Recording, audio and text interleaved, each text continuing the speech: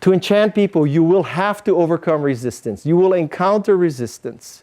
This is a classic example in the mid-70s. In the mid-70s, believe it or not, gaming, electronic gaming, was in a bad way. It was tarnished, Atari and all the lousy stuff that Atari came out. It just sort of polluted the whole world. People were very pessimistic about gaming. So Nintendo was coming out with a new product, and they were very hesitant to call it a game because retailers didn't want to stock games anymore. So what it did is it added a cheap little peripheral as a robot. And so it positioned its family computer system not as a game, but as a toy. Because retailers still would stock toys, but not games. And furthermore, by having a robot, it positioned it as an educational toy.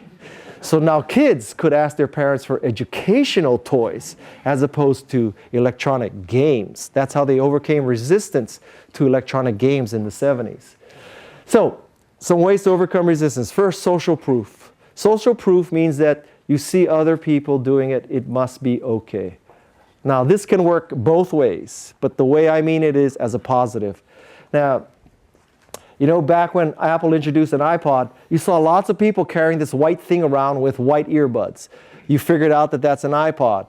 You saw lots of people with white earbuds. You bought an iPod. You became one of those white earbuds. More people saw more white earbuds. More people bought iPods. More people saw white earbuds. More people bought iPods. I don't think that Apple purposely used the white for social proof, but I think it definitely worked for social proof. Another great example is from Arizona. There's a park in Arizona where where they let you see petrified wood. It's a petrified wood forest. And they were having problems with tourists stealing petrified wood. So Robert Cialdini, a social psychology professor from Arizona, who's probably the father of influence and persuasion, he conducted an experiment with his grad students. They had a certain part of the park, they measured it off, and they controlled how much petrified wood was in the area. Then they tried this experiment. They put no sign, and they saw how many people stole petrified wood. Then they put the petrified wood back. They put a sign that showed one person stealing petrified wood with a warning sign that says, no, don't steal petrified wood. They put another sign showing lots of people stealing petrified wood. No, don't steal petrified wood. Guess what the results were, right? So, the sign that was the most effective was one person stealing petrified wood, i.e. very few people steal petrified wood. You will be an outlier of society if you steal petrified wood. The second best condition was no sign. The third and worst condition was, this sign that says not to steal petrified wood has lots of people on it. It must be okay. Social proof is telling you it's okay. Social proof is a very powerful factor. Second thing, you need to find a bright spot. When you introduce a product or service and you find out that there is resistance to it, don't make yourself crazy trying to fix it for the naysayers. Instead, find the bright spot. What is working? And use that. This is a picture from Vietnam because this is an example cited that this person went to Vietnam to fight malnutrition. He found, just horrible malnutrition in all these villages.